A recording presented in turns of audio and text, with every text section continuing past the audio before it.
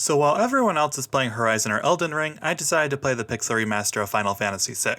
Eventually I got to the iconic opera scene and heard they used actual vocals, so I was pretty excited. And this was my reaction to that moment. Oh, my hero, my beloved, shall we still be made to part? My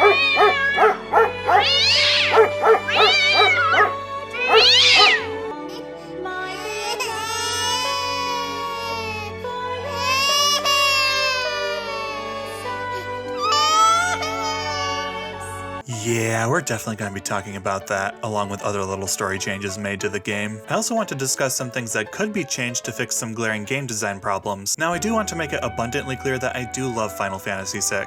I think it is a great game and there are many ambitious ideas here. Also, my first experience with it was on the Game Boy Advance, so I'm not a Super Nintendo purist. I do, however, think we can still analyze and discuss ideas that weren't executed as well. Before we get into the actual game design problems that still exist in re-releases, we need to understand the original Super Nintendo version. One thing that has become abundantly clear over the years, especially if you watch speedruns, is that this game was made on some very shaky code. The Super Nintendo version has many well-known bugs and glitches. For example, evasion was a non-functional stat which made blind status do nothing but give characters a pair of sunglasses to make them look cooler. There is also the Vanish Doom bug which worked because Vanish overrided checks like death immunity. Knowing this, a player could cheese bosses by turning them invisible and casting death. The most magical and hilarious of these bugs, however, is the sketch glitch. With this glitch, Realm could completely alter reality with her magic paintbrush. This is caused when Realm messes with her sketch ability while you have a single target status spell in the 28th slot of your magic menu. Doing this causes the game to dig through garbage data and try to load corrupted sprites. I'll let this video from SGDQ 2014 show how truly bizarre this glitch can get. Trust me, you are not ready for this madness. Also notice the colors of the Magitech changed a little bit, but that's fine. So let's get the sketch glitch going. There we go. Okay.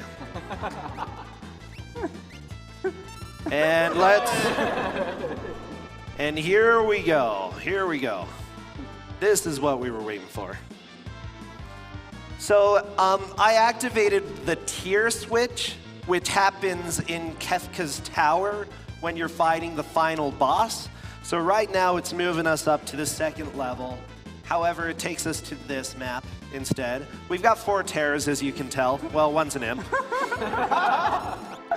Some of you are probably wondering how the devs could allow such a thing to go unnoticed. For that, we need to understand this game was developed in roughly a year. Even if pre-production had already been finished before then, that is not much time to develop a game. If we consider how many characters, enemies, and events had to be programmed, it's totally possible that QA didn't catch this. Things like the sketch glitch are nothing new in terms of under-the-hood problems in game dev. This is part of why it's honestly a miracle that a game even ships. And I'll never blame developers for these problems because that's just how hard game development is. So because Final Fantasy VI was made in such a short time span, polishing systems and mechanics had to be a lesser priority compared to making sure they just worked. This bled over into other aspects of the game's design which haven't aged as well. We'll start with how magic is the most powerful thing in this game. From a narrative standpoint, this is actually excellent integration of story elements into gameplay. Magic was at the heart of the War of the Magi and the source of the Esper's power, so it should feel appropriately powerful to use. The problem with this is that the options you gain from magic will often eclipse the abilities each character has to make them feel unique. This is why you might hear from people that learning Ultima means you've basically beaten the game. It also creates an innate hierarchy where the strongest characters are the ones best able to use magic, and characters that focus on physical attacks will eventually feel grossly outclassed, Cyan in particular being the poster boy for this problem. In your average playthrough, this isn't really a problem though, since the game isn't too challenging. The cracks in the game's design only show when trying to optimize. It also encourages a lot of complacency and homogenization. While the player doesn't have to invest in a character's magic, the game's design makes it innately the most valuable and worthwhile thing to improve. We also need to discuss the execution of the Esper mechanic. In the story, Ramuh makes it clear that Magicite is how you fully inherit an Esper's power. Mechanically, this works by equipping an Esper to learn their magic spells and potentially gain a stat increase on your next level up. Because this is the only way to permanently increase stats, it incentivizes a player to keep their level as low as possible until obtaining Espers. Again, this is not a requirement or a game-breaking flaw, as Final Fantasy VI is not super challenging, but it can make leveling up feel bad for the player before getting Espers. Additionally, some of the learning rates for certain spells just don't make sense for their value. Ifrit's Drain spell always bothered me with it since it takes forever to learn, yet is a rather weak spell. And if you didn't finish learning it, that percent complete next to the spell would bother me to no end. There are also multiple cases of later obtained espers outclassing current ones to learn spells. For example, Bismarck and Maduin are far more efficient for learning black magic than using Ifrit, Shiva, and Ramuh. The elemental espers may offer more utility, but there are other espers that offer better options. Additionally, any level up with Bismarck or Maduin equipped guarantees a useful stat boost. And this is a downside for espers in general, but the damaging ones just feel bad compared to the spells they give. Now this is not a bad system. In fact, it's very creative. I just wish that Square would be willing to go back and refine it once for a re-release. I was going to talk about character-specific systems, but they mostly just need number tweaks rather than anything close to an overhaul. Realistically, I expect this to be something that modders will address instead of Square Enix themselves, however. Okay, we'll finally talk about the opera scene and why the creative direction taken was actually a bad idea. Nobuo Uematsu explains in an interview that he first mentioned the idea of using vocals half jokingly and didn't expect it to actually happen. Once Yoshinori Kitase, who co-directed the original game, heard this from the producer, his response was, "You should listen and do everything Uematsu said." Now this part is far from a bad idea. In fact, it's a great idea. Celis' solo aria di mezzo caractere, or aria of half character, is one of the most iconic moments in the entire Final Fantasy franchise. Final Fantasy VI in particular has always been celebrated for its excellent soundtrack. Hell, the opera is practically a cornerstone of Distant Worlds concerts along with One-Winged Angel, so why does Celeste then, at least in the English version, sound like that? Well, according to Uematsu, this was a deliberate choice, because Celeste herself is not an opera singer. To quote the interview, "If Celeste could actually sing real opera, that would be a lie. So we had the fixation to intentionally choose someone whose vocals didn't seem like an opera singer, but more like a musical singer. Now, while I understand why he made this creative choice, I think it was a fundamentally bad idea." Let's first talk about context. In the micro, which is characterization, this does make sense as Celeste is, in her own words, a former general, not some opera floozy. However, in the macro, which is the overall narrative, this creative choice is completely at odds with what the party is trying to accomplish. Celeste isn't singing opera for herself, she's doing a celebrity impersonation of a world-famous opera singer, and the only reason she's doing this is to trick Setzer so they can use his airship to go to Vector, the Empire's capital. The impresario also doesn't want the party to ruin the opera by interrupting it to catch Setzer. And if he's concerned about losing his job, why would he even let Celeste perform when she clearly sounds like an amateur in this version? Does he think the audience won't notice? Also, wouldn't Setzer recognize that Celis isn't Maria by her amateur singing? He's probably seen Maria perform multiple times if he planned to make her his wife. In order for this creative decision to work, the story has to make the impresario contradict himself and have Setzer take some stupid pills. It also zaps some of the emotional weight from a scene that is supposed to challenge Celeste's self-perception of herself. All this decision does is cheapen a very emotional and iconic moment of the Final Fantasy franchise. And keep in mind, none of my criticisms are directed towards the English singer, she was just doing as directed. If you've seen this scene in other languages, you'll notice that Celeste does sound operatic. It also makes the English version stick out as inconsistent from the other languages for not sounding like that. Amor mio, caro bene, perché vai lontan da me?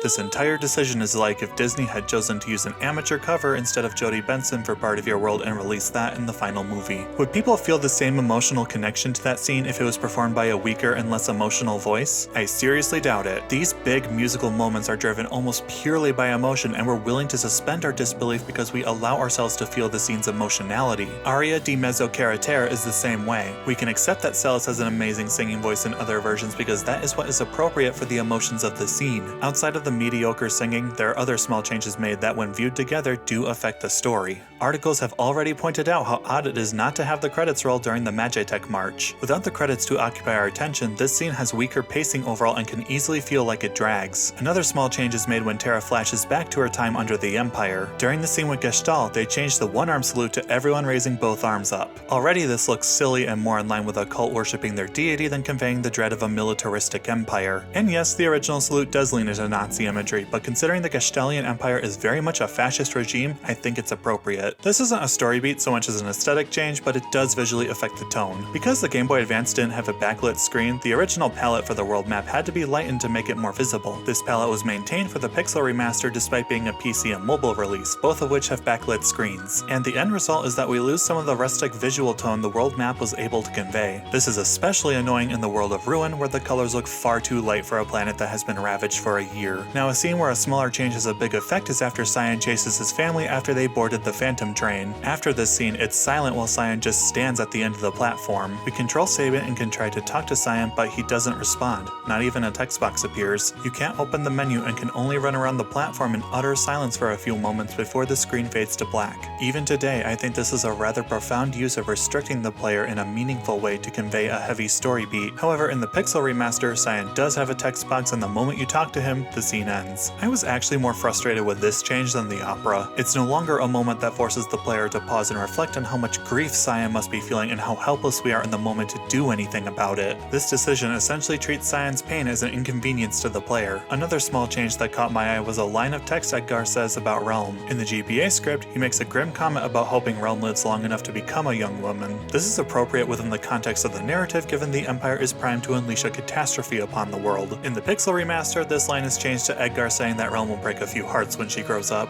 a comment that comes off as irrelevant to the current situation within the story. All of these changes come off as stranger when you consider the darkness encoded into the DNA of Final Fantasy VI. During the prologue, it's made clear that this world is in the midst of a scientific and industrial revolution 1,000 years after what was a magic field equivalent of a nuclear winter. Apprehension permeates the first half of the story as the heroes fight a losing battle against the relentless and power-crazed Emperor Gestal's forces. As you can see from that, this is not a light feel-good adventure, which makes the attempts to sand off bits of the darker elements from character interactions and events all the more jarring. If anything, these moments only serve to chip away at the tone this game is great at establishing. This begs the question of why make these small changes that only serve to harm what many agree is the strongest aspect of the game, the story. Really, nothing should be changed here as it's easily the most iconic aspect of Final Fantasy VI. Back on the opera, the change made also indirectly affects the emotional impact of a later scene with Celeste. Content warning: suicide. Arguably an equally famous moment is Celeste's suicide attempt in the World of Ruin. Between the shape of the cliff, music, and the narrative at this point, it's all a dark reprise to the high moment Celeste had in the opera. Call me a sadistic monster, but I always kill Cid because I think this scene is too good to skip. It's a dark, powerful, and human moment that the story makes no attempt to glamorize. These moments of pain and grief with the characters are what make their collective happy ending feel completely earned. And none of this is to say that the Pixel Remaster is a bad iteration of Final Fantasy VI. It just chooses to make small creative decisions that do affect the game's story and in some cases create tonal dissonance. And I just find myself asking why? Why not make little improvements to the gameplay that could use an update and leave the timeless story untouched? Like I said in the Ocarina of Time video, which the algorithm really loathed, there's always a desire to retell certain stories, and Final Fantasy VI is a story that means a lot to many. In this case, however, I think it's a good example of where we need to be mindful of how even small creative decisions can impact what we're trying to retell, and I don't think the changes put the game on the level of tone problems in the same way Disney's Hunchback of Notre Dame has them. It's just a small nudge in that direction. I'm losing to a bird! If you enjoyed this type of video, please leave a like, comment, or subscribe. Thank you for watching, and I hope you found this video insightful.